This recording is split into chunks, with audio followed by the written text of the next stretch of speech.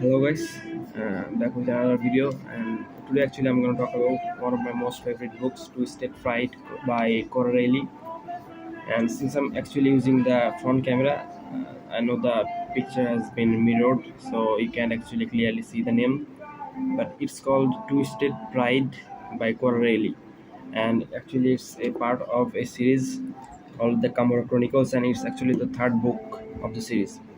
So it's actually kind of mafia romantic adult stuffs, and also you guys have already watched the movie 365 days, and it's quite shit, man. Like I know it's not good, and it's full of sex and other stuffs, but this book actually has kind of same storyline as that movie, but still it's thousand times better, trust me. So the thing is that it's the same as what happens in 365 days. That's like a cheap fucking copy of this actual book. But I know that's an adaptation of another book, but whatever. It has the same plot, almost the same plot as the main female character kinda gets kidnapped by the male character and stuff like that. But in this book, the male character called Remo Falcone, and he kidnaps a girl called Serafina, and so it's just a because of some revenge or something like that. But whatever, let's skip that part. So after getting kidnapped, you know what happens. She comes to Las Vegas with Remo, and stuff happens. Women fell for the bad guys. That's natural law and things like that. So whatever the thing is that I like most about this book is because not just the kidnapping part, that's the usual part. Thousands of books have probably been written about the same plot, and there are movies about plot like this. But what interested me more about this book is what happens afterwards. After she gets kidnapped, and actually she gets pregnant. So that's what makes it more interesting. When she gets pregnant, and Remo decides to give her back without knowing that she was pregnant and things like that. Fuck. I was actually listening to music and ad started. YouTube is fucking disgusting. Store it a little bit. Yeah, that's it. I'm playing Be Alright by Dillois. It's one of my most favorite songs. So yeah, you'll see it. You will probably hear it on the background. So yeah, I hope you like the song. But yes. So what happens is I almost forget why I left. So yeah, Serafina gets pregnant. Remo didn't even know that she was pregnant. So when she goes back to Chicago, where her actual hometown is, and she's also a part of a mafia family, and Remo is different mafia family. So things like this. Remo is actually the capo of the Camorra, which the series is actually called the Camorra Chronicles, because all the books are about different male characters from the Camorra, or you can say mafia or gang, whatever, but they are a big family. So that's what it is. So Serafina gets pregnant, and yeah, she's kinda she keeps the she wants to keep the child, and yeah, Remo didn't even know. But almost a year passes by, and yeah, some things happens, and yeah, Remo is back to Chicago to get his brother out of the trouble. But then Serafina saves him, and she gets back to Las Vegas with Remo. And yeah, it's fuck when I describe the actual plot, and it doesn't sound that interesting, and so I don't even know how to say it. But when you read the book, it's really good. I mean, I'm not a big fan of romance genre.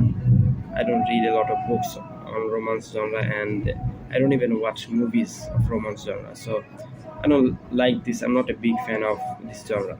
But still, this is like one of my most favorite books. And I read this book probably so many times. I fucking remember every fucking sentence of this book.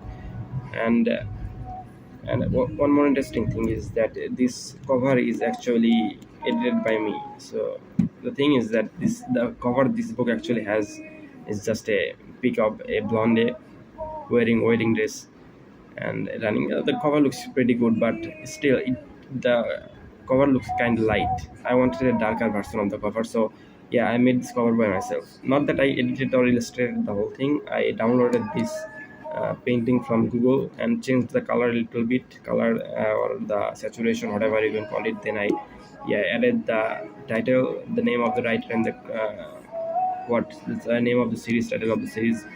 And so the background is actually blank because I didn't make the cover for the back. I just edited the front part. So that's it.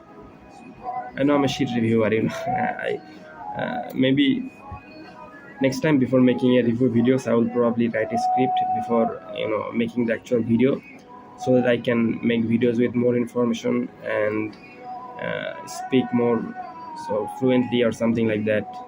So, so the video is more interesting and you guys know more about the books or the movie that I'm talking about. Because without information, you guys won't be actually interested. But if you are into books, if you want to read English books that has a lesser, less tough language or something like that, this book is written in easy language, kind of anyone can read it. It's not like the Da Vinci Code or books like that.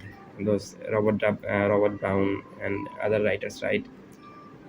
Even Stephen King, he writes books that has tough language. So these are kind of light books for light readers. So if you are actually beginning to read books that are written in English, you can definitely try this one. Because first of all, the language used in this book is quite easy, and secondly, this book is interesting. I know everyone is interested in romantic story and something like that. If you start reading books by reading some tough books, then you will lose interest eventually. Because first of all, this is not our language. We speak Bangla. We feel free and we feel comfortable speaking in Bangla, reading Bangla. But when you are going to read English books, if you start reading by harder books, then it will be a trouble for you. So I prefer these kind of books because these are interesting as hell. And most of guys will probably say that these books are for female readers, but fuck that thing, man. You can read whatever the fuck you want. And I read these books probably 10 or 20 times. I fucking don't even remember, but I read this book so many times that I even remember the lines. I'm not even lying. And yeah, I love the main character Serafina. She's like one of the best female characters I've ever come to know. And she's fuck I can't even stop thinking about her. She's so fucking amazing person. And yeah, she's the way the writer described her looks is fucking gorgeous, man. She's blonde and has blue eyes, and she's quite tall, and yes, she's stunning as fuck. And the what more interesting about her is that she was strong as hell. The willpower she had is quite interesting. So yeah, I would say that she's definitely one of the best female character I ever come across to. And yeah, I still think that there are a lot better characters, female characters, when it comes to that. you know if you have read 11 Minutes by Paulo Coelho, that book is a fucking masterpiece. And the lead female character in that book was Maria, I guess. I'm not sure quite, but it was probably Maria, if I remember correctly. But she's definitely one of the strongest character I have ever come across to. And she was a fucking prostitute, believe it or not. She was a prostitute, and she is still probably the best female character I've ever seen in any kind of books. So yeah, even though I'm reviewing this book, I definitely prefer you to read 11 Minutes by Paulo Coelho. That's one of the best books he has ever wrote. I know lots of people try to read The Alchemist by Paulo Coelho, even though some people lose interest because it's all about dream and kind of layer of reality. So a lot of people doesn't even understand what the fuck is going on. But you can definitely, 11 Minutes is an easy read. Still, probably a lot of people won't take it easily because it's kind of too much sexual stuff, but still. And that's it. I kind of don't know. I don't even talk about anything. Still, it's been 9 minutes. I don't even have started talking about the book, anything.